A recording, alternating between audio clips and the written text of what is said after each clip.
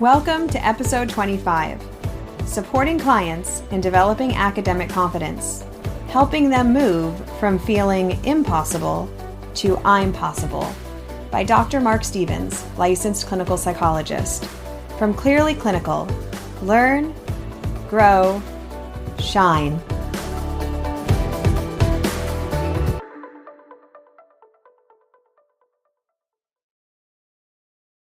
Hello out there. My name is Dr. Mark Stevens. I'm a psychologist and faculty member at California State University, Northridge. And I'm really excited to be able to talk with you about a subject matter that I believe is really important and isn't discussed very much. And the title of this talk today is Supporting Clients in Developing Academic Confidence, helping them move from feeling impossible to feeling I'm possible. Let me say up front that at Cal State Northridge, I've developed a program, and I'm going to tell you a little bit more about the background of the program. But before I forget, if you want to go to our website, it's Excel, spelled EXCEL, Experiencing Confidence and Enjoyment of Learning, California State University, Northridge. I won't give you the whole website, but if you Google that, you will get to our website. And on the website, we have a variety of videos, interventions that we're doing with students. We've got resources, and feel free to contact me if you have any questions. A little bit more about myself and how did I become involved in this program called Excel, Experiencing Confidence and Enjoyment of Learning, while I was the director of University Counseling Services. That was something that I did before I became a full-time faculty member. I've always been interested in sports and sports psychology, and I worked at Ohio State and USC, developing programs for our student athletes.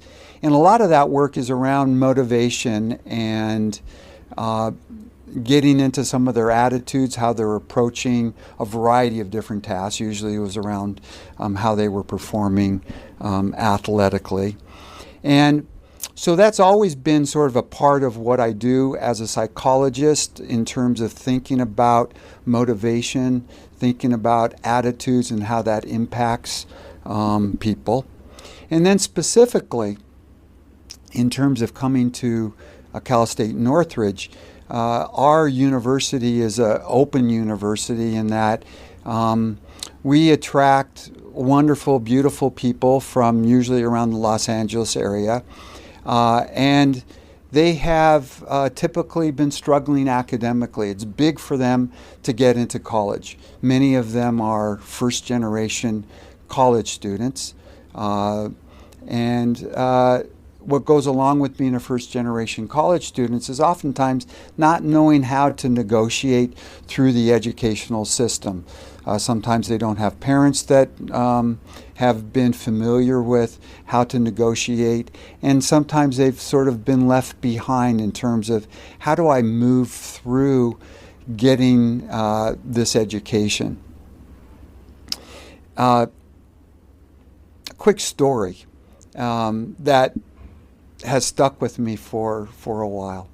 Our office was on the 5th floor of a building at CSUN, and it just happened that on the 4th floor and the 3rd floor, a lot of students were taking what we call developmental math. These are students that didn't get a high enough SAT score, they didn't pass certain things, and they came in as a first-year student needing to take developmental math.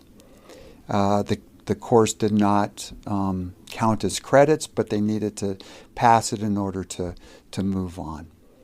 So I'm on the elevator. They don't know who I am, and I get a chance to kind of spy on their conversations. And someone asked one of the students, "Where are you going?" He says, "I'm going to dummy math." And my stomach tightened up. I'm going, this is a college student walking into a math class with an internal narrative or dialogue that I'm going into dummy math, that I'm not smart enough. And I started to wonder about their sense of belonging at college, and how that sense of belonging may impact how they do in college.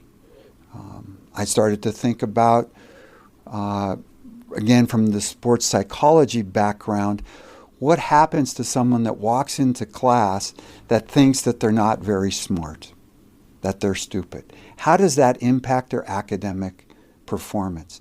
So I started to think about our students as academic athletes. In fact, I called them academic athletes, that there's some really similar types of behaviors and attitudes that go into becoming a better athlete that parallels to becoming a better academic person as well. So I started this program, and we've had, fortunately, a lot of success with that. So in this podcast, I'd like to share with you some of the ideas that I have, and specifically some of the interventions that we do with college students. Please know that these types of psychoeducational self-reflection exercises can be used with high school students. I've done it as well with high school students. If you're a school counselor or school psychologist, if you're seeing teenagers and above in your private practice, I would encourage you to ask them about how they feel about themselves as a learner. In our intakes, we ask them lots of different questions about their we might call it self-efficacy or self-concept, their confidence levels, and we try to assess, how do you feel about dating? How do you feel about the type of friends that you have? What kind of confidence do you have to speak up for yourself? We use a lot of language around self-efficacy and self-confidence when we're trying to help our clients improve their assertiveness skills. But very little attention has been given in the mental health professional and psychology about how do we assess and how do we talk about with our clients about their academic self-image, their academic self-efficacy. And it's guaranteed that they all have a narrative, they all have a dialogue. When they walk into any class, when they're taking a test, they're thinking about how good am I at this? I talked about parallels with sports psychology, and I remember working once with an athlete who just hated left-handed pitchers. Just felt intimidated by left-handed pitchers, and particularly a type of pitch that they would offer. And so when this person was walking up to bat, there wasn't this sense of, I'm going to be able to, he's mine, I'm going to be able to do it. That doubt about, I'm not really good at hitting left-handed pitchers. I think I'm going to be taken out of the lineup, et cetera, et cetera. So you have to work with their attitude about their confidence. One of the ways that I've discovered about how people deal with their academic confidence is that they usually don't. They usually have tons of hidden narratives that go unspoken. They create what is called compensatory behaviors.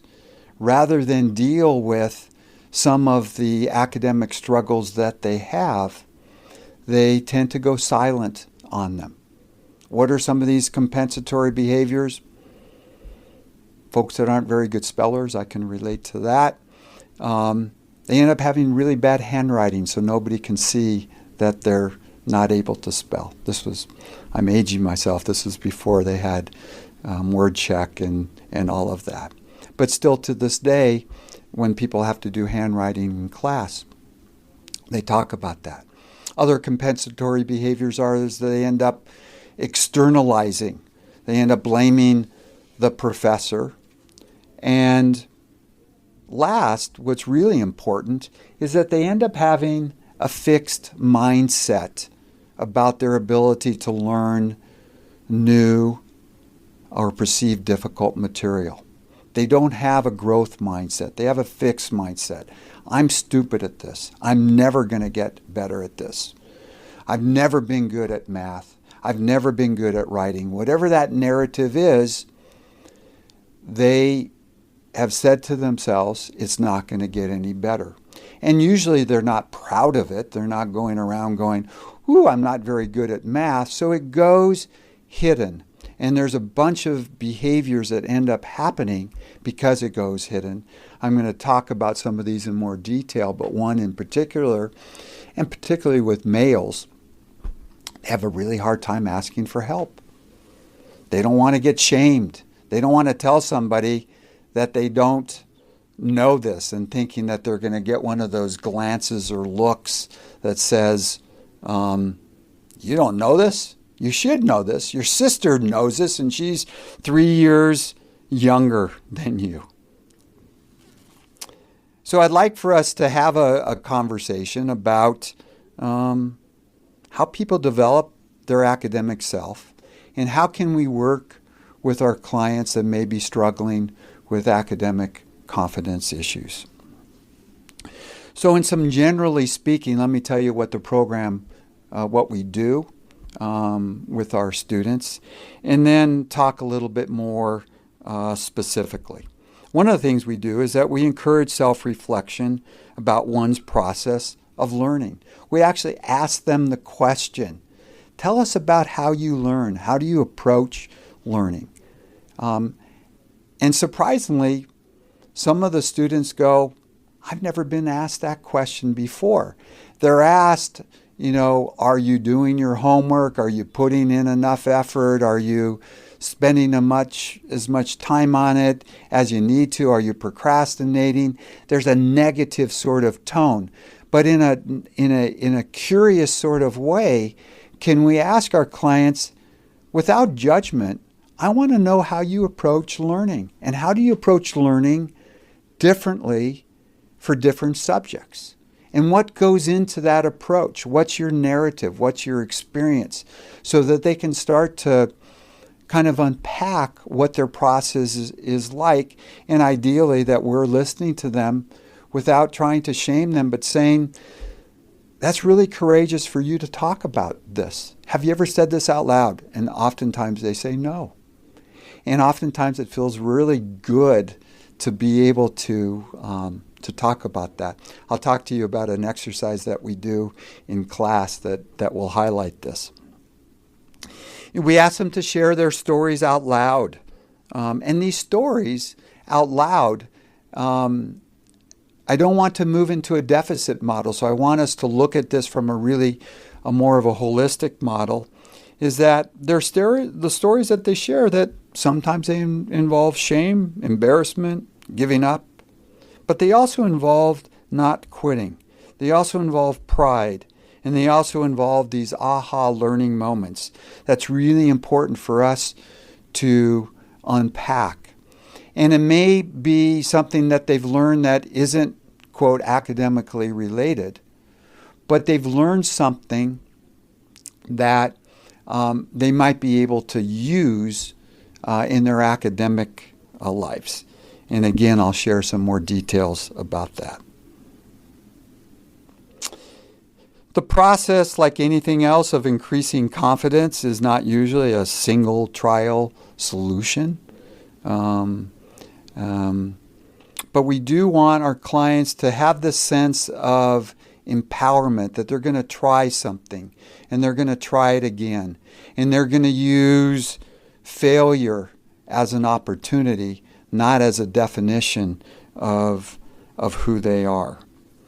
So before we get into some of the details, I want to ask you all to do something, not right now. It would take a little bit too much time. But in order for you to have as much empathy, to be able to understand the process, I know that each and every one of you, no matter if you have a MD, PhD, JD, you have a million different initials after your name, you have struggled academically somewhere. You're able to relate to some narratives that you've had about yourself academically. There's been something that has come not very easy to you. And I think it will be important for you to unpack that, to get a sense of how did this develop? What kind of compensatory behaviors did I develop because of that? Did I share it? Did I not share it? What were some of the narratives that I used to describe what I wasn't good at? Did you use the word I'm stupid, I'm lazy, I'm never going to get this? And as you unpack it, I hope that you will find some compassion for yourself as you unpack it, and as well as start to sort of understand the process that we all have had times where we struggle with learning, and just how difficult it is sometimes to be able to put that out loud. I've used a couple different words: self-efficacy, self-confidence, self-image. I'm probably going to use those interchangeably. What I want to say, generally speaking, when I use those terms, I'm really talking about a mindset in terms of our perceived abilities to learn new and perceived difficult material. So what do? Talk about a paradigm. It's a interactive, kind of a psychoeducational type of workshop, or that you can work individually with your clients, and involves self-reflection as well. And there's 7 steps or 7 building blocks that I've put down as a paradigm to increase academic confidence. Let me start with the first one. It's probably one of my favorite ones, and it's a psychology term, it's a religious term, it's a philosophical term, and the term is purpose. I believe that when I work with college students, I want to be able to understand more about what their purpose is for going to college. I want them to remember their purpose. I want them to tell me about their narrative, because I believe that purpose is really the engine that is central to our choices that we make. And I found that oftentimes with some of our college students, and sometimes they're first-generation college students, that they have a sense of purpose, but it isn't really defined. And I want them to be able to define it more than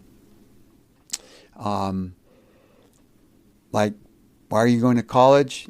Well, I thought it was a good idea. I want to nuance that much more for them to kind of feel connected to why they are there. So I think when you're working with any of your clients, it's important to start out by asking them, what do you see as the purpose of learning? Why is that important to you?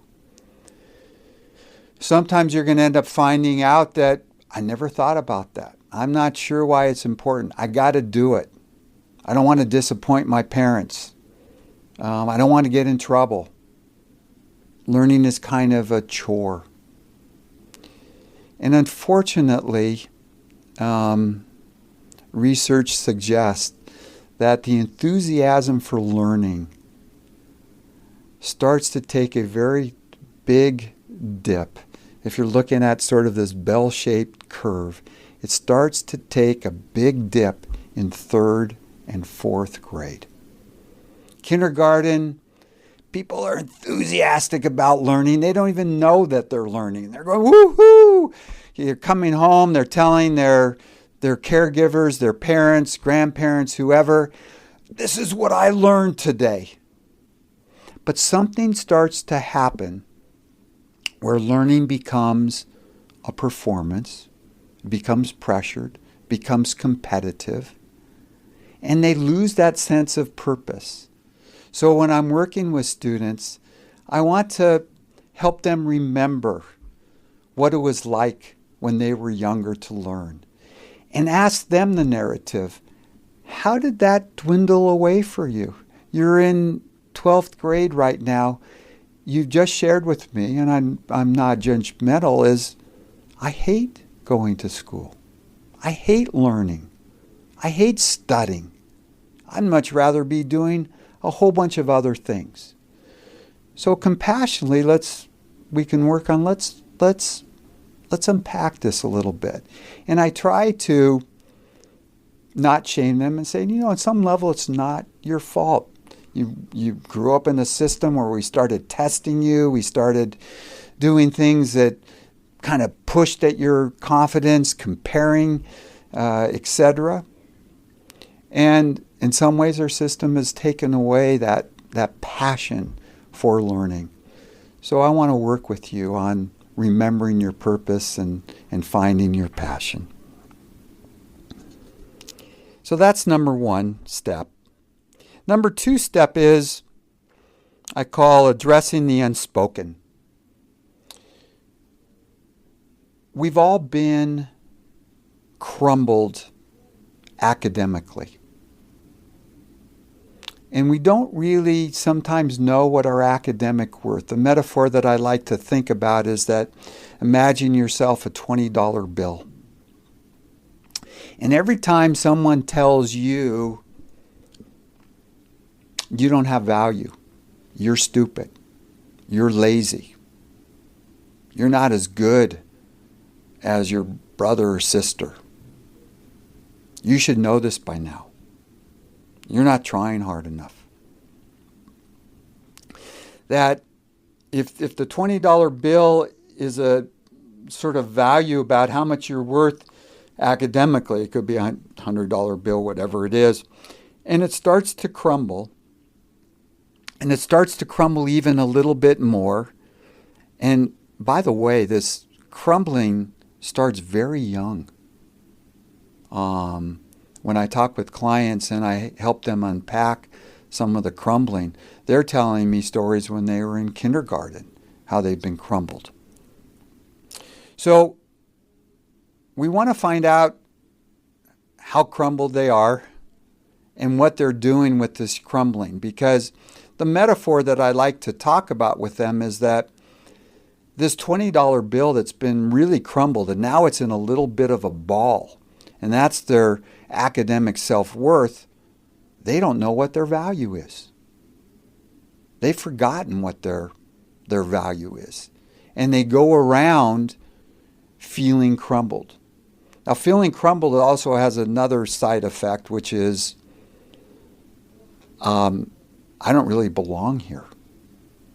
And for students that are in college and that they feel really crumbled, they have a sense of, they're going to find out about me. They're going to find out I'm not very good at this. And not having a sense of belonging can have a really big impact on how students approach their learning. So I asked the students, I asked my clients to take this $20 bill. to show me how crumbled they are, and to start to uncrumble that with their stories. Tell me how you got crumbled.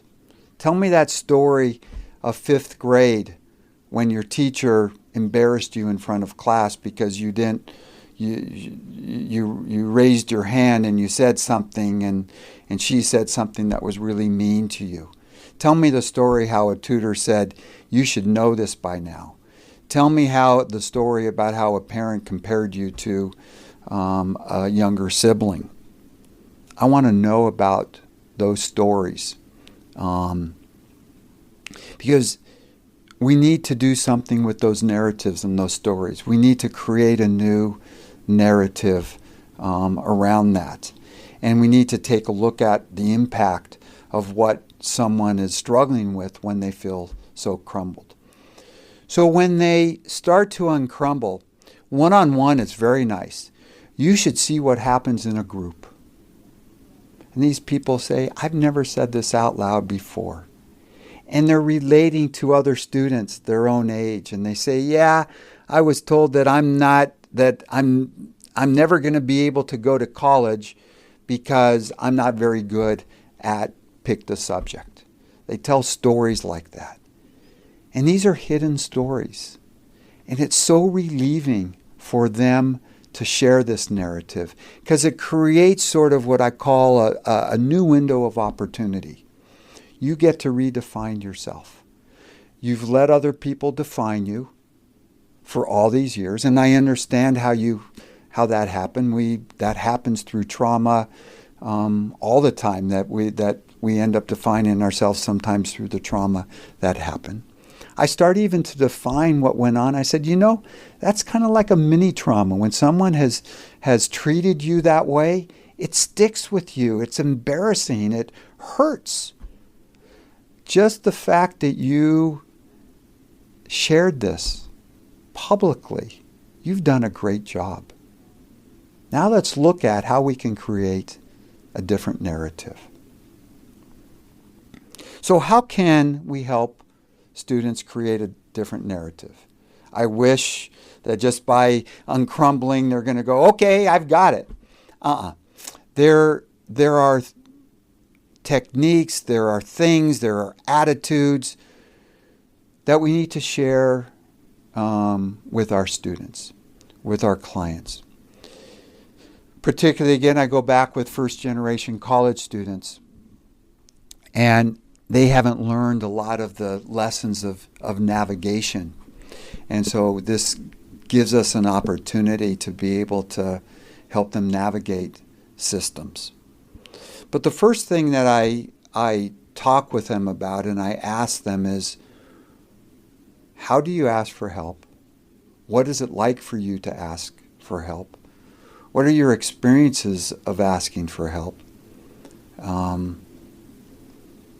What are some circumstances that you asked for help, and what are some circumstances that you just felt so emotionally paralyzed that you didn't ask for help? I think you can also imagine that males, with their pride, sometimes have an even more difficult time asking for help. So I asked the stories. What is your resistance about asking for help? And the number one answer is, I feel shame and I'm afraid I'm going to be embarrassed when I ask for help. And so we talk about some of the stories that's happened, unpack it, look at the narratives around that. And to be able to talk with them and saying, help is absolutely necessary for us to improve. And how are we going to gain the courage to be able to feel more free to ask for help? So I share a couple different stories. One is, which is actually very empowering, because I find that sometimes my clients and the students, they don't know how to ask for help. What they might do is say, I don't understand this. Help me with this. And depending on who the recipient of the request is. Sometimes they feel, okay, we'll do that. Others kind of resent it a little bit. So I give them some inside information about what's the best way to ask for help. And what I believe, being on the other end of being asked for help by my students quite a bit, is what I found in talking with other faculty members, what we appreciate is that they've got a little bit of skin in the game. That the student will come into you and say, I understand this, I understand this, I understand this. This is where I'm stuck. I'm having a hard time bridging. So I know that you've engaged in this process, that you haven't given up too quickly, but you're really thinking about where is it that you need help. And then it offers the person that you're asking sort of a compass of, okay, this is where we can start. That's one of the things I talk about.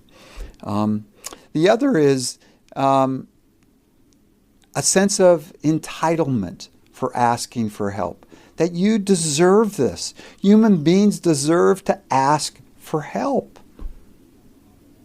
And particularly for students, you're paying to get help. And you have every right to ask for help. So we talk about what the process is. Sometimes we even role play how to be an assertive help seeker. So with some of my clients I work with, students, I said, one way to sort of get rid of some of the anxiety that you have is just be upfront, be transparent. I know it sounds a little bit corny, but when you go into your tutor, or you go to your professor, your teacher, start out with, this is not easy for me. I feel kind of embarrassed. I'm wondering if I'm taking too much of your time. But I'm really stuck, and I really want to get better at this, and I do need your help. I'm not good at asking for help. I avoid it at all cost. So I'm letting you know what it's like for me. And sometimes that can really help reduce your anxiety.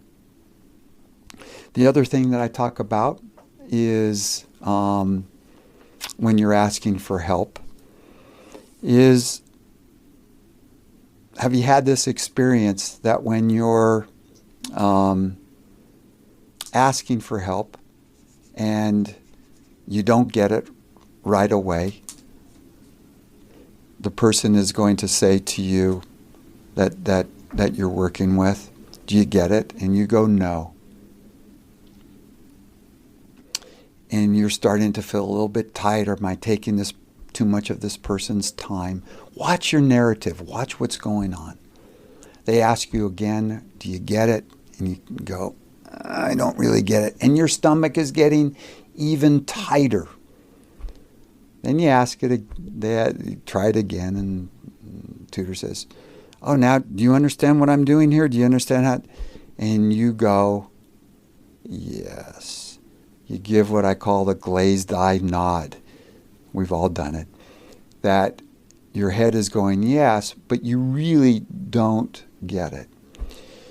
And so when we're seeking help, be mindful, be aware of what's going on. Sometimes you're trying to protect the tutor. Sometimes you're trying to protect yourself from not getting it. Think about what you're going to say when you're starting to feel that sort of tightness, that I don't get it, but I feel compelled to say, I got it so I can move on.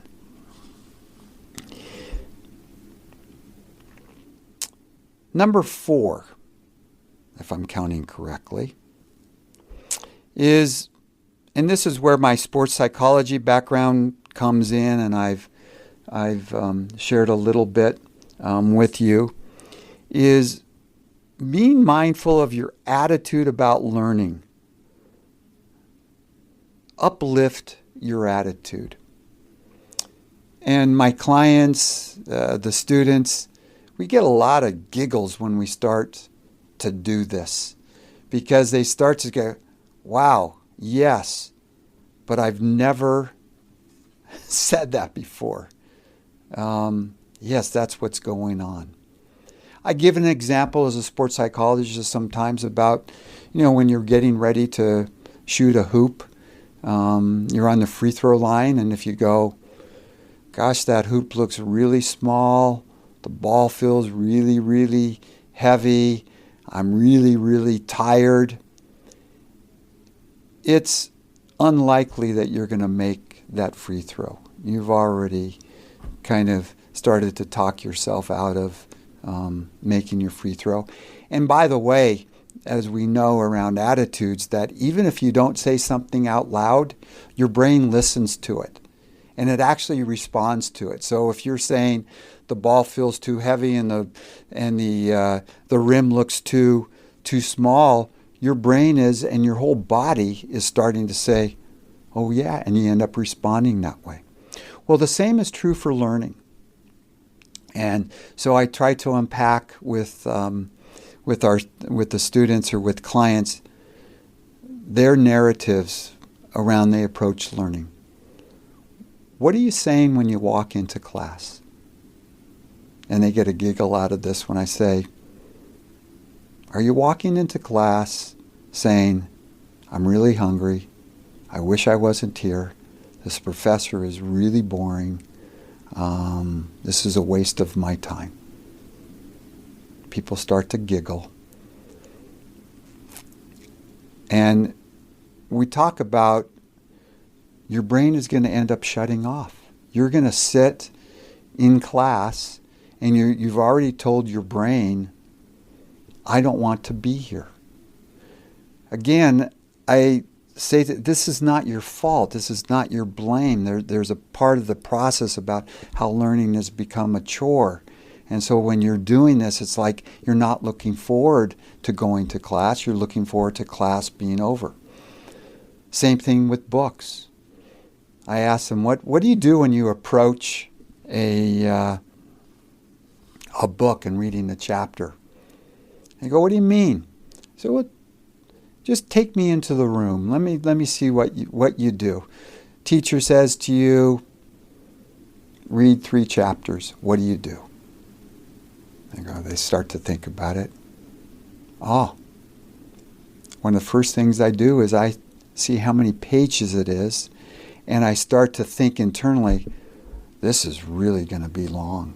This is going to take much more time than I thought it was going to take. Oh, and so we laugh. We say, again, your attitude about learning has just started to be shaped as you approach this book with the attitude of, I don't really want to be here. This is way too long. And so they just start to think about how attitude kind of impacts what they're saying to their brain. What are some interventions that I like to do? One in particular, you don't have time to go over all of them. I asked them to go on a road trip with their book. So what do you mean? I asked them, have you ever been on a road trip? I said, road trips are really, really fun. And I tell them a little bit what a road trip is. And they get it. And start to say, take your chapter as a road trip. You don't know where it's going. And you've got time. And maybe you're going to think about a concept a little bit longer that really catches you. So take each page and don't look ahead. Just start reading. Start to think about, where is this story going? Where is this learning going? What am I starting to bring into my brain? I said, just try it. See what it is like. And that's one of the ways that ideally you can start to create some new kind of patterns I call learning habits. Not study habits, but learning habits. That you create some different learning habits. and try to bring a little bit more of the joy into learning.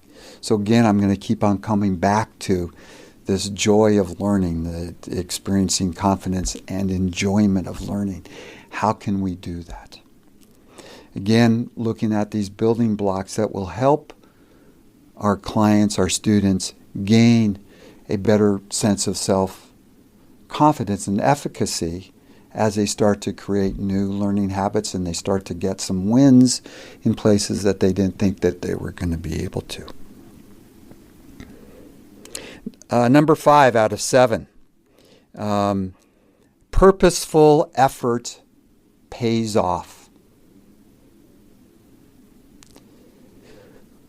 We all know that, and we've all had lots of different experiences where effort pays off. There's almost like this little bit of a recipe that says, effort will pay off. And so we talk about what kind of effort. That's why I call it purposeful effort, not just kind of putting in your time, but what the purposeful effort is. And for many of the students, they haven't developed some of the techniques of purposeful effort. They know how to put in time, but they're reading and they're glazing over. They're not engaging in the material. And they go, okay, I've been studying this for 2 hours. I'm done. That really isn't purposeful effort. There takes a little bit more of what I call sort of a weightlifting to be able to build that academic muscle. So what might that look like? What do I talk about with my students and with the clients? When you're in class, how engaged are you in the conversation? Do you raise your hand and ask a question? Are you thinking about where the professor is going with this? One of the things that I suggest that the students do is, and I let them know, professors, teachers are always putting out breadcrumbs. They typically don't get to the end, but they're taking you on a journey. If you start to think about the journey that they're taking you on and anticipate that, that's purposeful effort because you're engaged. When you're hearing stuff, are you be able to relate to it? Are you able to just think about what that might mean? How you're going to use this material? That's purposeful effort. It's not just sitting down with the book in front of you. There's an effort that goes on in your brain that you enjoy the learning process more, and it makes it more relevant to you. Let me think if I want to say anything else about purposeful effort.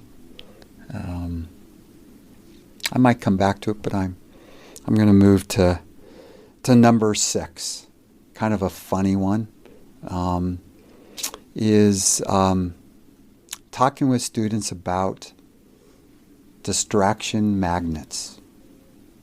I lift up my phone, if you can visualize this. I lift up my phone.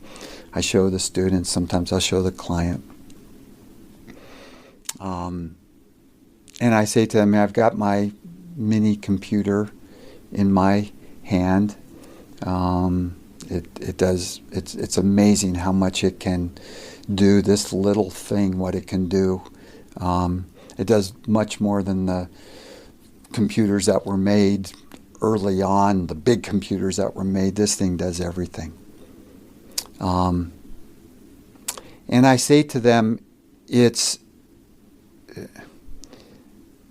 you've grown up in a society where you've become really addicted to this, what I call distraction magnet. I have a little bit of a joke with them, and I say to them,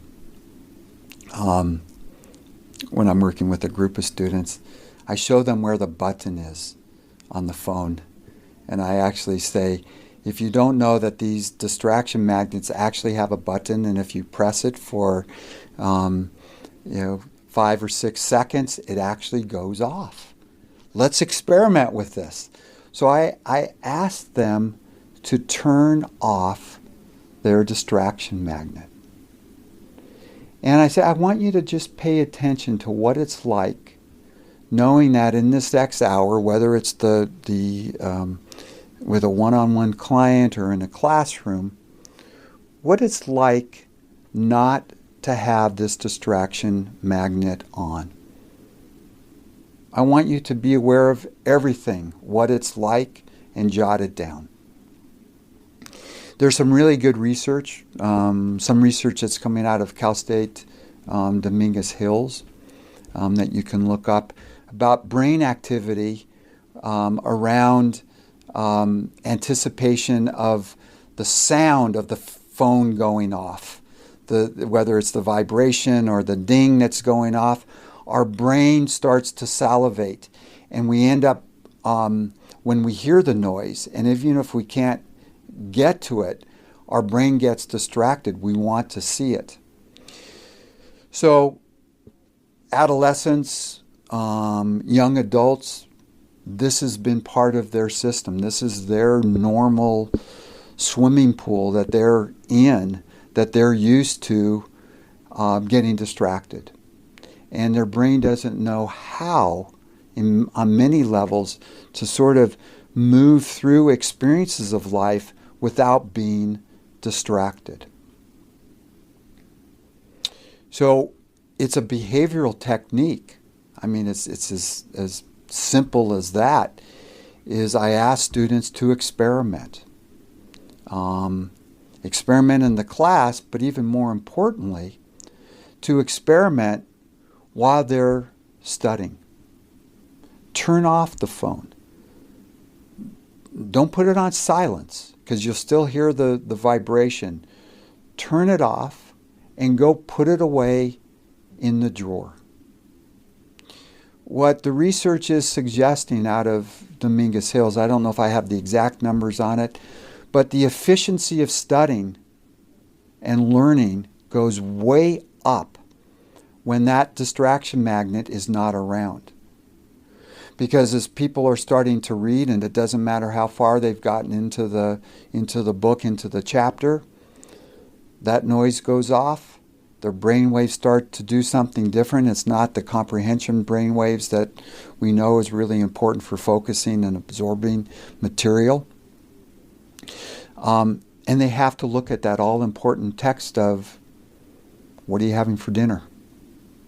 They can't, and many of them, as we know, we're not going to get into it today, feel like if they don't get back to their friends in a very short period of time, they're going to be rejecting them. And they have this sort of mathematical equation of how fast you're supposed to get back to certain people. So I asked them to experiment with it, try it. It's really about engaging their brain in the task, in the opportunity to learn without distractions. It's not easy. And I'm sure those of you out there, hopefully you're not, if you're driving, you're not looking at the phone at the same time that you're driving and listening to this podcast. But you know what it's like to be distracted. You're going to have some empathy about that. So I might suggest, and I do this, I've gone a week without my cell phone. I got to tell you, it's the best vacation I've ever had. People will find you, but more importantly, I was able to experience what life is like without this gigantic distraction magnet. So it just takes some practice to be able to do it and see what your brain does. This is the last one that I want to share with you, and I'll take a little bit of time with you on this. And this is a sort of a concept that is really quite important, and it builds on resiliency. All of our clients all of our students have had incredible learning successes, tremendous learning successes. The problem is, or the difficulty is that they haven't absorbed them in a way that they're utilizing them. They've had those experiences. It's much easier to remember the negative things that have gone on than it is to remember some of the positive things that have gone on. So I try to kind of help the students, the clients, to access what I've called proud learning moments. Things that they've done in their life that they haven't necessarily given themselves credit for, and more importantly, they haven't unpacked how they've done that. What is that recipe of success? What did they need to do in order to have that proud learning moment where they're going, I did it. And so being able to help our clients access that is really quite important. As a side note, they have a difficult time accessing it. Even when I go, can you remember? God, I don't know. But I start to then ask some questions. So here are some questions that you can start to ask that might stimulate, jot their memory about these proud learning moments. And I love doing it with anybody, and I find that sometimes, particularly with first generation students, it's even a little bit more of this, ooh, this is really, really good. So I start asking questions. How many of you, English is your second language? And students will ask, or if it's your client and you know that English is their second language, you can unpack that. I bet you didn't learn overnight to speak English. I bet that you were a little bit wary about that you didn't speak English that well and you hid the fact. Maybe you avoided conversations. But somewhere in your mind, in your heart, you made a decision, I'm going to go ahead and learn this. I ask, how many of you have learned how to play a musical instrument? Did you just pick up the guitar, the trumpet, and just start playing and it came out and you're ready to join the band? No. That's a proud learning moment when you got to a point where you were able to play with the keys and you got better. Even if you're not a professional musician or you haven't done anything with it in terms of joining a band, you took your learning to a different sort of level. And then I ask, can you think about something academically that you just didn't think that you were going to be able to do? That you weren't sure that you're going to be able to accomplish it. Maybe you had a voice inside of you from somebody that said, you're not going to be able to do this. Perhaps you got motivated and started by saying, I'm not going to let that person define me. I'm going to show them. And I say, sometimes that's a really good motivation when you've been hurt and someone doesn't see you in the way that you want to be seen. Go ahead and show them differently. So they start to write down this proud learning story. I actually ask them to write it down. Take your time. Take 5 minutes and bring in the texture of it, the nuances, the different colors of it. Remember the people that were involved. This is so important that they have a felt sense of this proud learning moment. Because from my thinking and my paradigm, and it's been my experience, when people start to remember this, it just brings a smile to their face. They stand up taller, and they feel differently about themselves. So they write the story. They share the story if you have an opportunity to share it. If it's your one-on-one client, you ask them to read it out loud. If you're in a group, you ask them to share it perhaps in pairs or triads.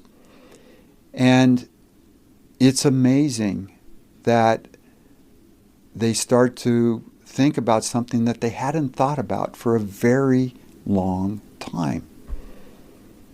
And so we start to bring in the word resiliency to this.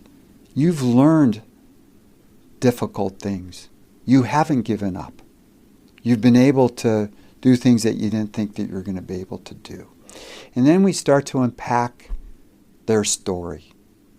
And when we unpack their story, we start to put some words to what it was that they were doing. Did they have purpose? Were they driven? Did they really want it bad and they weren't going to let anything get in the way? And the answer usually is yes. Did they get it right the first time? No. Did they fail in their attempts? Yes. Did they get back up and try it again? And the answer is always yes. And we start talking about resiliency. Did they ask for help? 95% of the time, they asked for help to accomplish what it was that they were trying to accomplish. And I asked them, why did you ask for help? I wanted it bad. I didn't want anything to interfere. So your tutor or whoever you asked for help felt your enthusiasm. Yes, they did. Did you have to make sacrifices? Did you not go to a party that you wanted to? Did you not watch TV or play a game as much as you wanted to? And almost all the time they said, yep, I made sacrifices. Did you have to put away distractions? Yep. I didn't want things to interfere with me. Did you have a kind of mindset that I'm going to learn this, I'm going to do this? And their attitude is almost always yes. So you see when I'm talking with them that we start to unpack it. And they start to sense of, I've done this before. This is my recipe for success of learning things that I'm not sure I'm going to be able to do, or it's perceived to be difficult. And so I end today with these 7 steps of remembering your purpose, knowing your academic worth, asking for help, being mindful of your attitude and uplift your attitude. Purposeful effort pays off. Distraction, magnets, how they can be hindering. But the final part is really my favorite part, is the resiliency model of remembering your proud learning moments. And so as you go through this, I would encourage you to access your proud learning moments, because I know that you've had many of them. Unpack them. What did it take for you to do this? What you did may not work with other people, but at least you know that you were able to get a sense of what your proud learning moments felt and what the recipe of success is. I'll end on this, and I love this sort of quote is, "It's important to learn from our failures, and it's important to learn from our successes." Let's do both of them. Thank you very much for listening, and I hope you'll be able to sort of get connected to some of the concepts that have been presented to you, and to be able to personalize those and to be able to use them with your students, with your clients. Thank you very much. You've just finished listening to another exclusive Continuing Ed podcast by Clearly Clinical. If you like what you just heard and you need Continuing Ed credits, please visit us at clearlyclinical.com to check out our one-year membership, where you'll have access to our growing library of Continuing Ed podcast courses. Clearly Clinical, where our goal is to help you learn, grow, and shine.